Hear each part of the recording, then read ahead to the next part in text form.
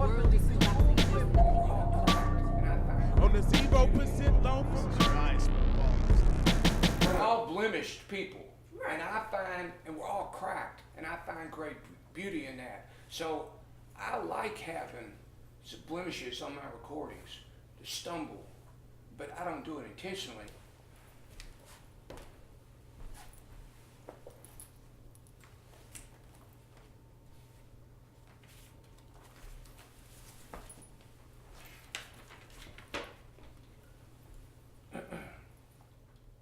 The Bone Man dances circles round the subterranean gloom, paints pink and blue and purple until he fills the room with the smell of roses and a pandemonium moon. Give me back my wig, the Hound Dog Taylor, Hunter S. Thompson, I gotta get out of this town blues. Give me back my wig, cause I'm thumbing a ride after midnight on the Hound Dog Taylor, Hunter S. Thompson, Alligator, New Orleans, Memphis, Chicago, 61 Blues Highway. Yes, I gotta get out of this town before somebody does me in.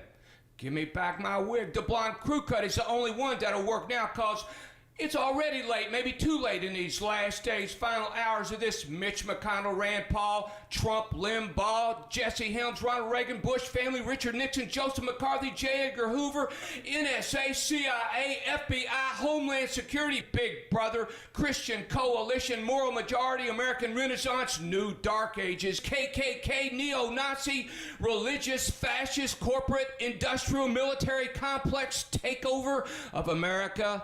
The land of the free, home of the brave. We killed the Indians, why not the decadent poets, artists, musicians, blacks, Jews, Hispanics, Asians, Middle Easterners, homo, lesbians, beat Generation X, smart women, make sure and kill the smart women, outsiders, the sad, downtrodden, stepped on, walked on, kicked and killed, all the morally depraved. Yes, please give me back my wig. I don't think the red afro gonna work. Need that skinhead look tonight, slipping left to right and over the fence out of this hellhole back street underground alley I've been crowded into by American brown shirt, armband, schoolyard bully thugs. Give me back my wig. I'm climbing out the back window, paintbrushes and pens, old canvases, crumpled papers, peanut butter sandwich hanging from my back, all my possessions as the SWAT team breaks down the front door cause I'm behind on my rent and the landlord come to pay me a visit. Yes, I'm evicted, convicted of being on the wrong side, and I'm convinced that this new state is taxation without representation, and I've watched this new state force the First Amendment to disappear, and I've experienced the protection of this new omnipotent police state of, by, and for the rich. Yes, I say it's high time to put on my wig and finally say goodbye, because I got a lethal dose of the Hound Dog Taylor, Hunter S. Thompson. Give me back my wig. I got to get out of this town blues.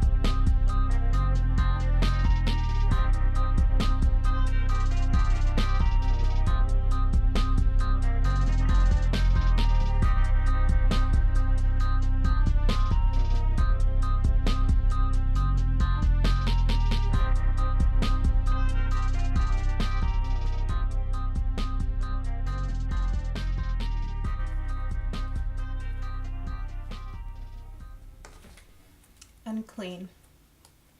I love naked girls. When I learned how to stroke it, I stopped being afraid of roller coasters. She told me she loved me, but it was never good enough for me. I wanted to mold her. I wanted to rule her. I wanted to code her to make the right moves like the naked girls. I can make her say dirty things to me on the phone. I can make her do anything. At church, they preach about pornography. One pastor admitted he had been addicted to pornography for years, and that is why he's my favorite pastor. He said, "I've been preaching and teaching and addicted to pornography," and everyone was in shock and nervous and excited and uncomfortable, but also really relieved. Then I felt relief, and I felt free, because he said he was delivered. I went to the altar with all my friends, and just as I was about to turn away from my sins and turn away from all my naked girls, I thought about my naked girls and heard them cry, "We love you, Daddy." And then I heard Jesus say to them, "Come out of this man, you unclean spirit."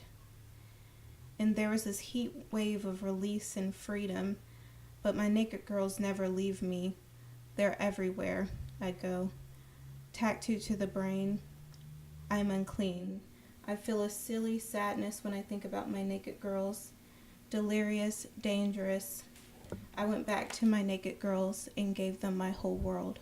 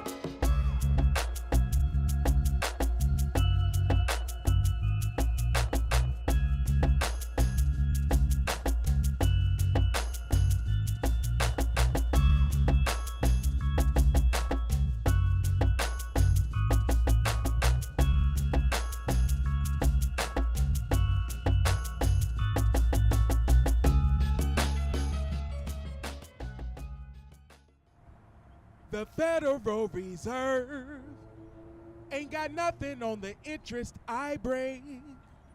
I came on my born day to deflate the pyramid game and inflate the social change. Keep your pennies, no trade. Ain't enough paper to cover what I think. My thoughts are humbling, extorted shame. And my mind is cashing in stock on fame while letting karma handle the exchange. Call it compassion for cattle bells. Awareness has come to tame the bear with all natural spells. It is an open and free market. Here is an insider's tip. Blind bet on this spit. It's a life or death gamble. My mouth is where the money is. With the die or breath ramble, I broke the bank on that wet flip. With salivating double up lips, robbing greedy establishments, hooded brandishing triple up grips. Everybody get down on the payment. Don't nobody move against the elitism looting dissent.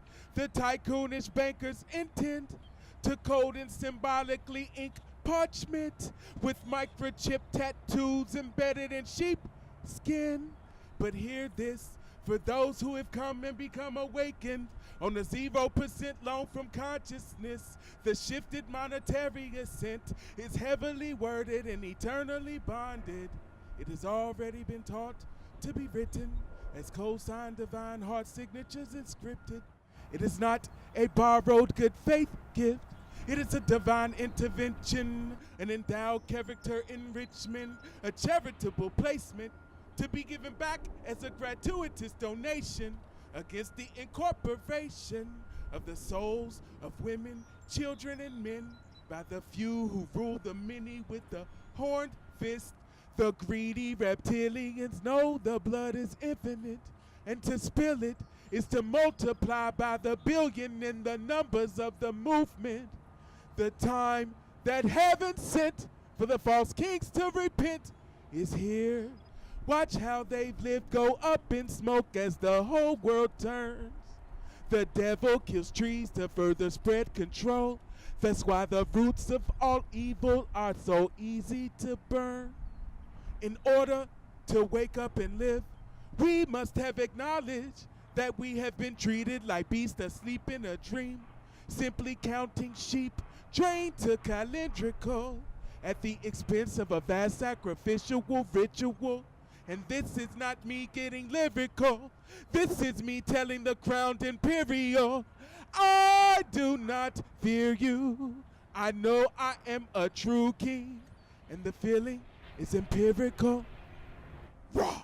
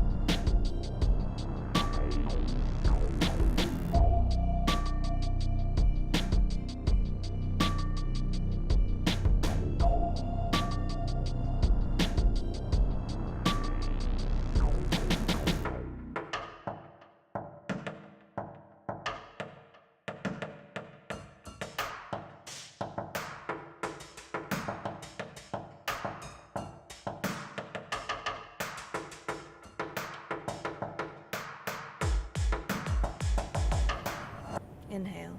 Warning, the world is collapsing and there's nothing you can do to stop it. As you scroll through your Facebook wall, hyper-mediated narratives tell flash headlines. Mumia's in critical condition. Call now. Another hashtag memorial. Insert a cat video for distraction. Another bombing in Yemen. Always accompanied by images of women, never men. Masculine frailty does not conjure the same image in the Western progressive imaginary. Besides, there are binaries to uphold. Instead, exoticized images of women, more form than image. Bodies in vibrant colors that direct your attention to the eyes. Bodies on display for consumption under the guise of representation. Representation as violence, where form becomes fetishized. There's pain in your body. Warning. The world is collapsing and there's nothing you can do to stop it. You reflect on this while sipping yerba mate, typing these notes into your MacBook, and seeing Instagram notifications pop up on your smartphone. The material world is violence and you actively support it. These are the things you need to function. Besides, austerity is a white notion. It's the privilege of venturing into poverty. What they know about that game of carefully checking your bank account every few hours to see if the money's come in. That $20 stress that sits in your chest when the rent is due. The shame that follows you when you feel like you just can't get it together. You're disassociating. There's a thunderstorm in your mind. Warning. The world is collapsing and there's nothing you can do to stop it. The world is breaking open and people are waking up. I hear it in the revolutionary wisdom grandmamas are dropping on megabus conversations, street corner philosophies, and the lucidity of the unseen, the unheard. Its pillars are becoming shaky as we light fire to its order. We pronounce their logic ill. It's a sickness, a disease that has been drug resistant, but we're using homegrown healing, knowledge passed down from our communities, the reclaiming of histories and imaginaries. We revel in the absurdity of their world. Shit-talking and smiling are what stop us from self-harm. Time is a colonial construct, and it's running out. You feel your heartbeat. Warning. The world is collapsing, and there's nothing you can do to stop it. Exhale.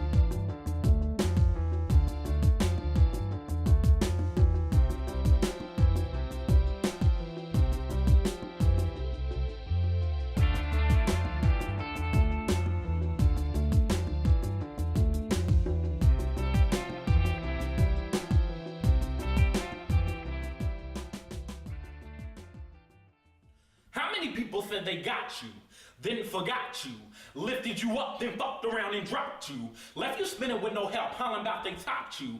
Ain't no loyalty, no love for those whose back you supposedly got until the times got hot.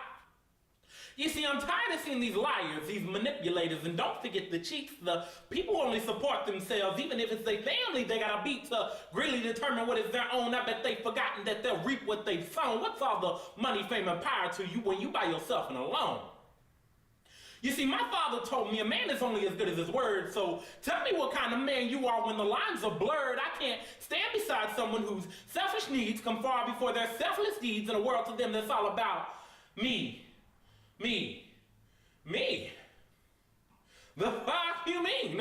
You can't be there for your bro, but you can part seeds for your side hoe. You can't help your moms the bills, but you can afford to pay the man for the weed he deals. You won't cook for your kids because you don't have any time, so you feed them McDonald's and that makes them fatter, but you got time for your friends on Facebook because that's what truly matters. Where are our priorities at? When we can't be there for those who bend over backwards to make our dreams come true, those who do anything we ask and will be there to see anything through, those people who help us smile when our days are blue. You see, the funny thing is, I bet you can name at least one person in your life that deals with all your bullshit and strife and when it's dark holds out the light. No matter what plans they had, what inconveniences they go through, even if it's to bring you a tissue when you crying at 3 o'clock at night. And you know there's not a thing for you they won't do. I know there's at least one person in your life like that, and I bet it's not you. And you so selfish you ain't even got a clue. 'Cause you're a parasite.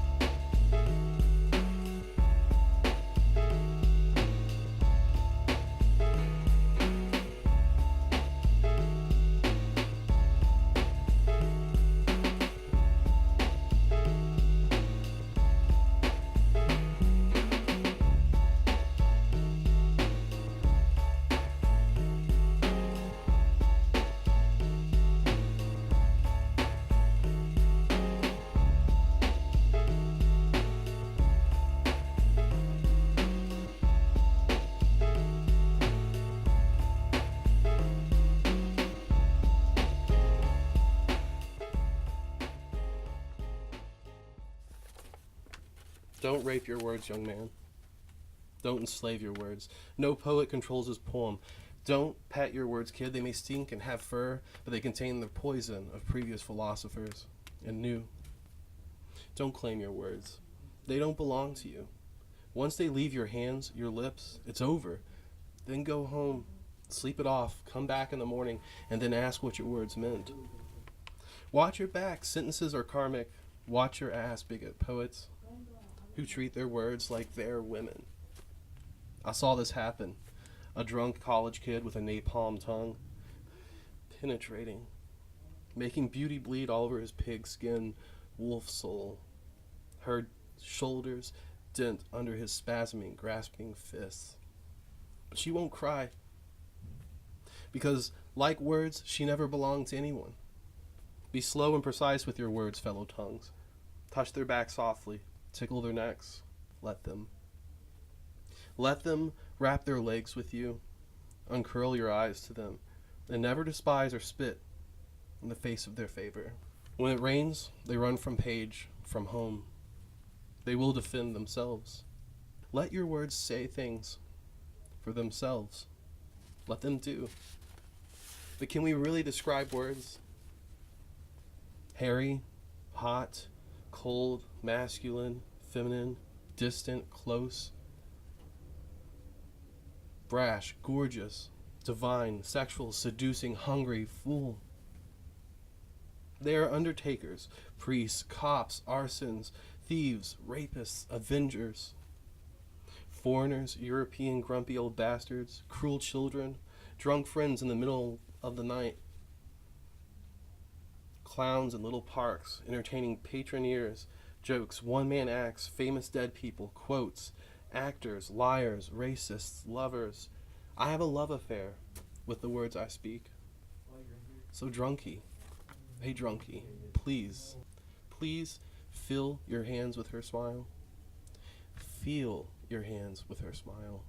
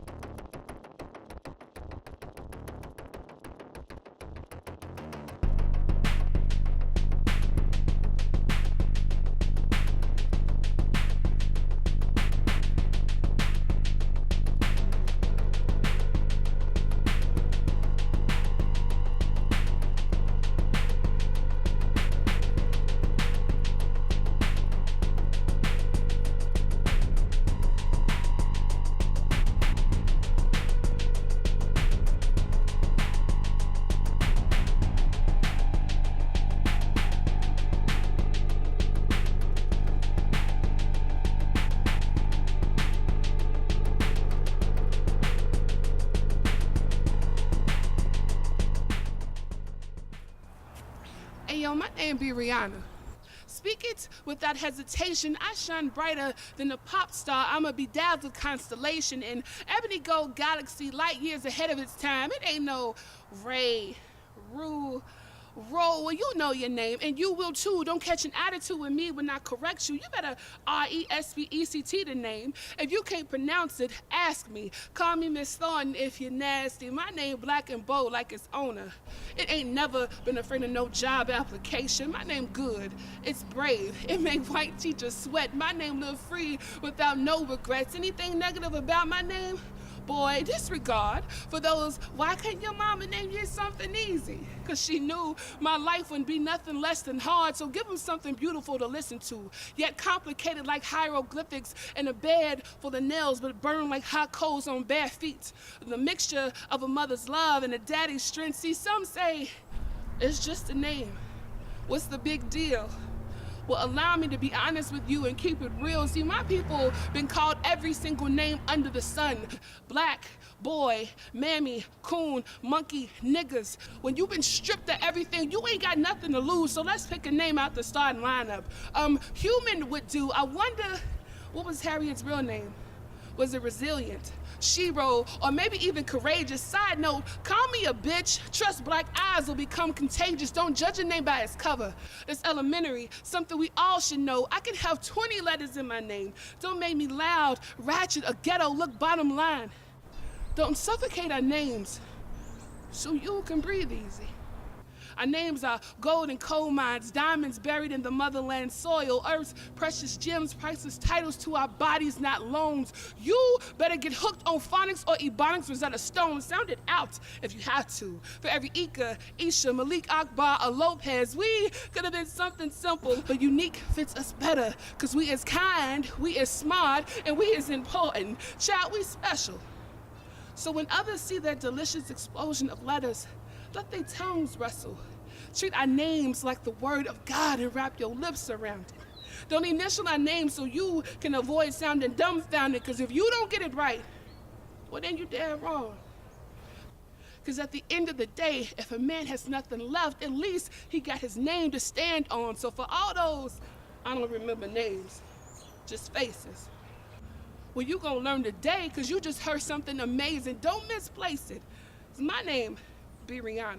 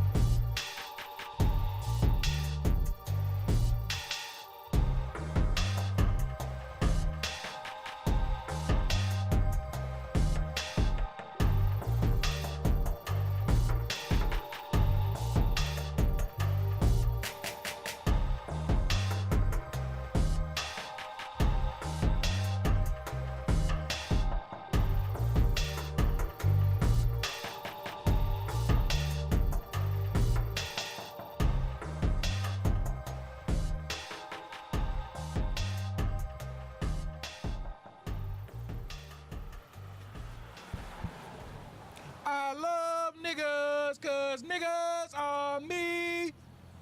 And now as a grown-ass man, I can't help but to think to myself, what in the hell does being a real nigga mean? Slowly I'm working it out of my vocabulary after years of ignorant reverse psychology.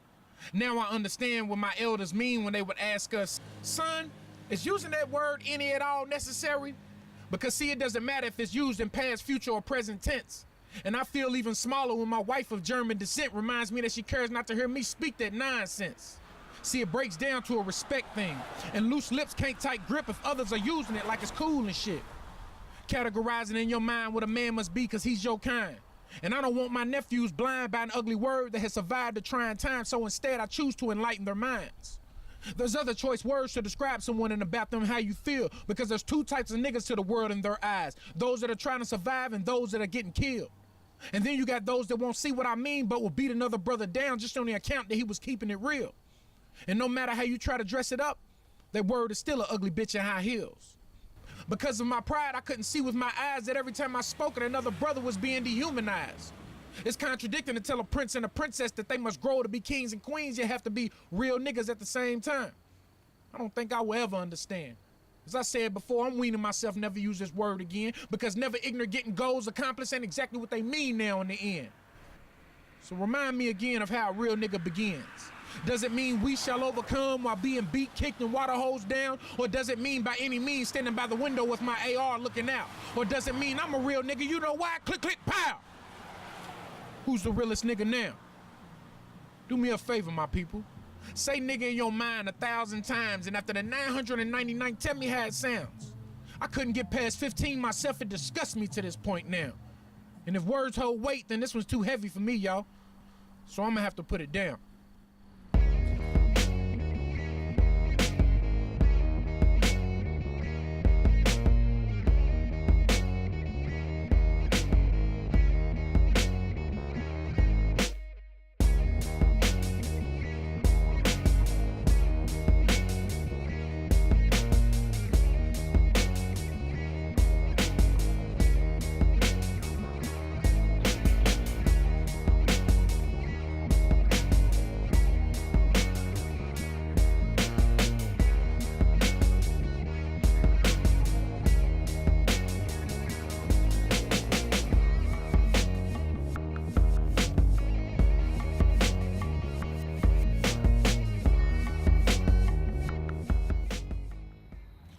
Kenny finds his horses. He set Beargrass Creek aflame with stolen whiskey. Something about firewater, making a point, daring anyone to drink it now. But all he got was 6 months in jail for vandalizing public property. He told the judge that was the funniest thing, calling it a creek, that it really wasn't a creek anymore, just a stream of cowboy piss and runoff from the stockyards. That got him another 6 months in jail. Kenny said, by that reasoning, he had 27 years and 16 days worth of contempt to do time for. Or is it 17 days? He's not sure, since his mother's womb dragged the months, reluctant to his coming, until the sun and moon split open the seam of midnight for his birth. And the doctor noted the minute, as if it was an empty can of beer clattering around on the floorboard, tossed it to his nurse to dispose of on the birth certificate. That's a good girl. His time has been broken. Just like that damn clock he smashed to pieces, kicked its guts across the floor, so no one could tinker them back together, so no one could tell him that he belongs to the endless measure of hands that circles his moments like vultures. Until the day the sun was a star falling into his eyes, when he ran his truck through a flatbed that breached the center line, scattered his senses like broken glass across the road, windswept onto the shoulder. We see him once or twice picking cans off the road, rattling around like loose change falling out of a hole in someone's pocket, someone who doesn't care about lost coins.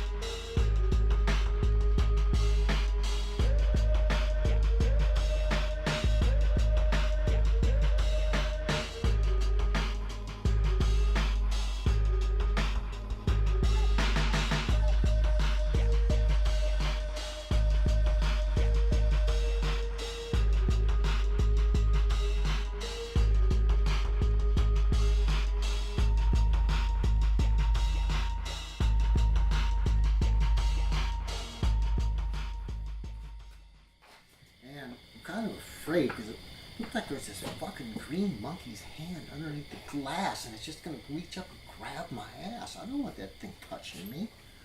I don't even know if it's real and why it's there.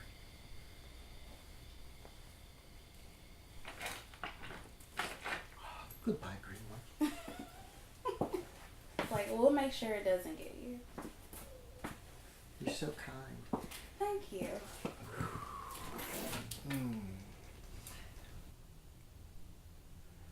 Time is not linear as we perceive, but spirals freely from points of birth and becoming. We ride the edge of the spiral, blind to all but sight of the curve ahead and faint recollection of the curve behind, always returning to the same point of mind over and over and over. For the lesson learned last turn has only increased the forward curving, returning us back to this point of yearning. Is there nothing more than this lack of learning that slaves us to our suffering?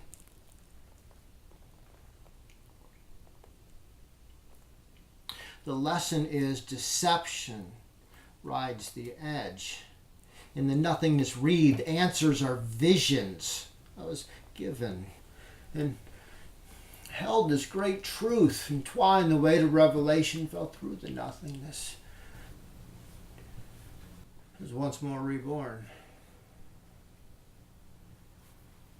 I awakened in the gathering of cloth riding the edge entropic, and the wind embraced the dust encircling where omission is centered.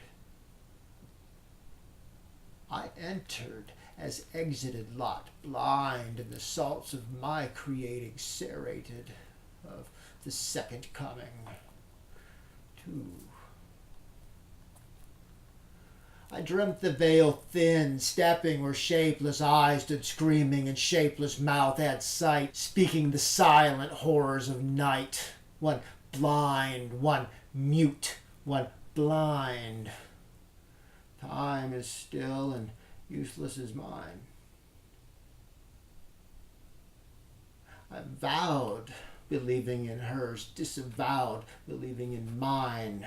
Love is not divine. Devoid the spirit entwined, the heart snorts. All that is razored and honed behind the lines, consuming purity, begetting the dirty love, always wanting more. I walked free between these fears, not mine, but sorrow, the spectre hollered mute.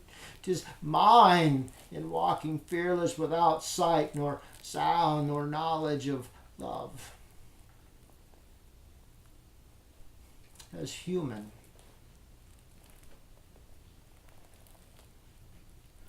the veil thin, still wrapped around and held. No, bound from waking free, where sight precedes sound and light is not vision.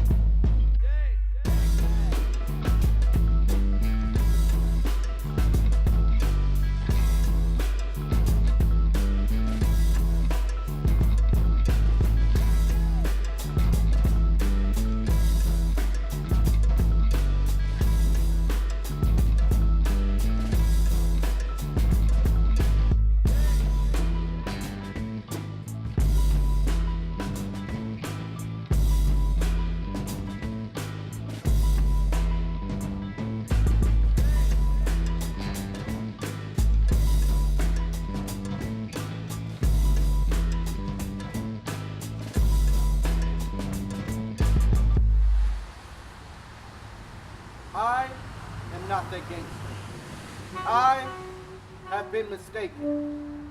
I am not the one that will be kicking through your door, leaving your house vacant, or the one releasing full clip on another black man's head that possibly killed greatness. Instead, I am a part of evolution. I am bare feet standing on rich Kentucky soil, absorbing rich Louisvillian culture while cracked and bleeding, I carry our body and soul. I have adapted. Adapted to my surroundings. Surrounded by niggas with no way out. Grown men sleeping on their grandmother's couch poor, because the only jobs that are out that front door are minimum wage. I am from where hillbilly is to bare feet, as white is to white, where coal stack smoked more than mama does. We come from the stories of Kentuckians walking around barefoot, because despite the high poverty levels in the Appalachians and the low income levels in our city, we are rich enough to walk around barefoot only when we run through the fields and the bluegrass of our beautiful town. We supported Shawnee and Cherokee through our bluegrass roots and hairs, held Thomas Jefferson as he mapped Jefferson County with his wit, and with that same wit wrote our country to independence, held Jefferson through cobblestone streets as he illuminated the nation, watched the bunions off of slaves' feet as they walked to salvation. We represent Louisville, an underrepresented, misinterpreted city from the state of Kentucky. We are the impossible to pronounce. Louisville. Louisville. It's Louisville. But no matter how many syllables you stretch our name across, we count 4 in Happy Birthday, the song written in our city, the party spread across the blocks of the world, the reason you celebrate. Happy birthday to you. It's sung over 873,000 times per day in America. You've been singing our legacy and eating cake without us. We are home to the greatest clay ever to come from Kentucky soil, the one who carried himself first on his words and then on his fight, the one who carried humanity over medals, who swallowed the Ohio River in a gulp and lived to tell about it, whose greatest battle was not the one fought inside of rings tied with rope, but the one fought escaping ropes tied as nooses. We are from Louisville, Derby City. Engulfed with people who drink sweet tea and sip their bourbon ever so slowly. Where poverty is the norm if you live west of 9th Street. I am from Louisville, where art and culture are the very essence of our existence. My city. Born rebels, our heels are stricken with revolution, but bare feet carried battered troops to freedom. Marched children in education, marched our city's tripling population, 597,337. We are built from innovation, clay, and enlightenment. So before you judge this city and ignore this state without a second glance, know that we stand tall on our own 2 bare feet. So if you're trying to check us, just don't!